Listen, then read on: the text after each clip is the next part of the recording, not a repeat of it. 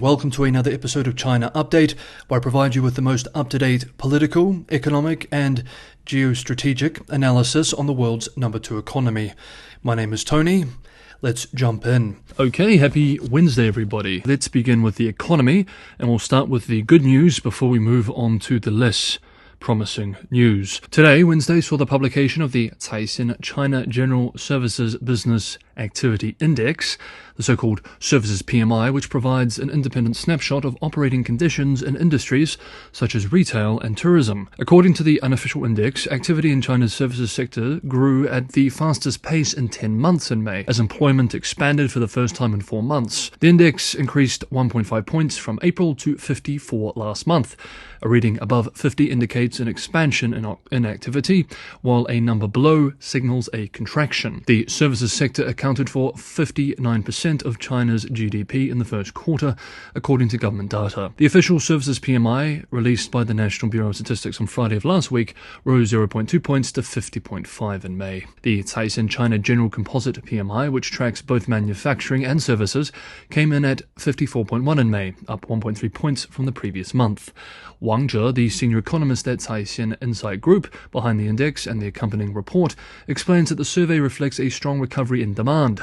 Prices rose moderately. Both input costs and prices charged by service providers increased. However, he cautioned that pressure on employment and weaker demand than supply remain prominent issues, which is due to overall weak expectations, as well as a variety of adverse internal and external factors over the long period. As such, Wang said policymakers should strengthen policies to stabilize the economy, boost domestic demand, and increase employment. And of course, the housing crisis remains a serious albatross around the economy's neck. Both Chinese financial media outlets Caixin and Yicai report this week that Chinese developers have further applied the brake on land acquisitions, putting yet more strain on local government coffers, reliant on the extra fiscal source of revenue. According to data from research firm China Index Academy, during the first 5 months of this year, the top 100 developers in China spent a total of 314 billion yuan, $43.4 billion on land purchases, down 26.7% from the same period a year ago, which was already down from pre-housing crisis levels.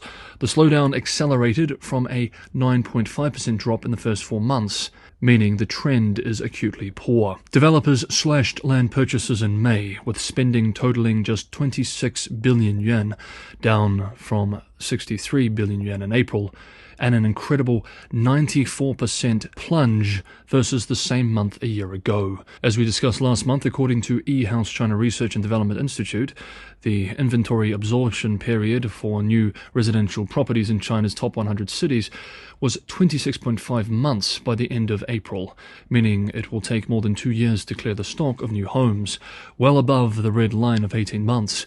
42 of China's top 100 cities experienced an increase in the absorption period to more than 36 months, double the red line threshold. It's thus no wonder developers, themselves suffering from their own liquidity crises, are cutting back on land use rights purchases for new builds, a painful hit to local government income.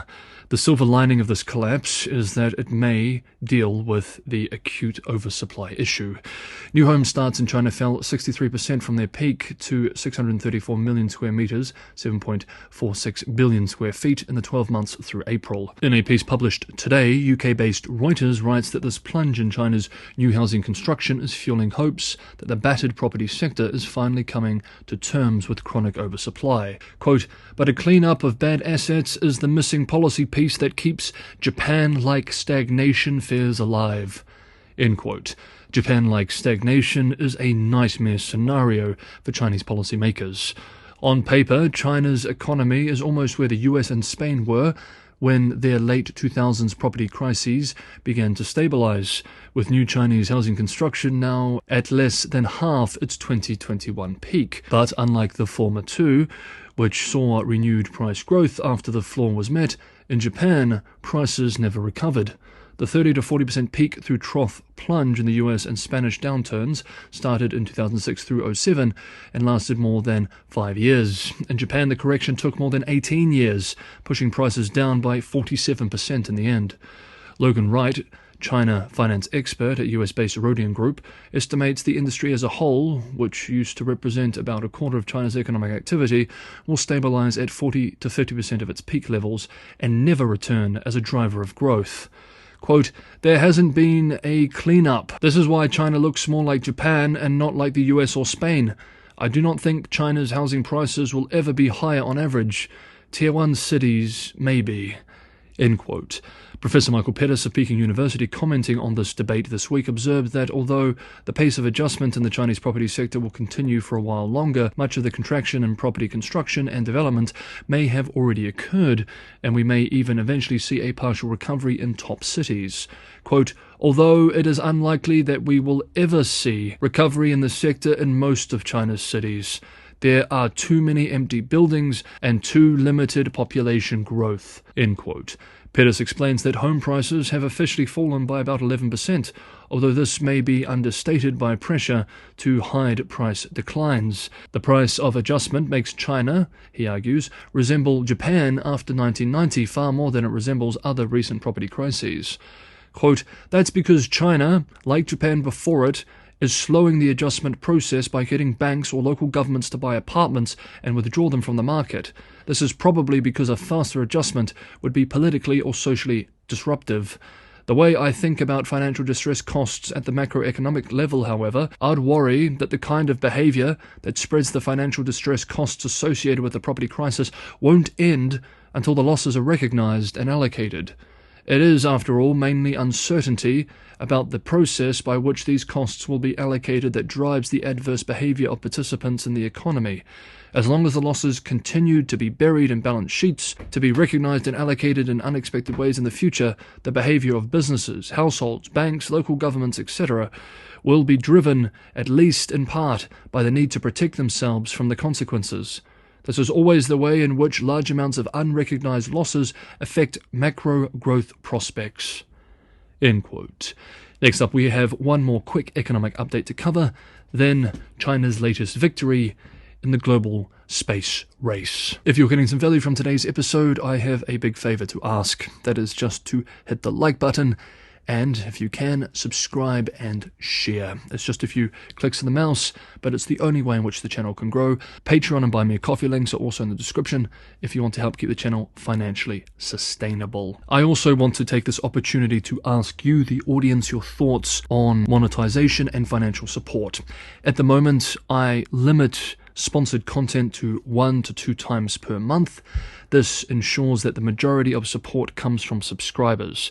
I often have to turn down opportunities for sponsorship to keep this restriction in place. I wanted to ask what you would think about increasing sponsored features to 3 a month or 4 a month, which would be about 1 per week. This would make financing the channel much easier and more sustainable, but it would then also mean that about 60% of the income would come from sponsored features as opposed to subscriber support.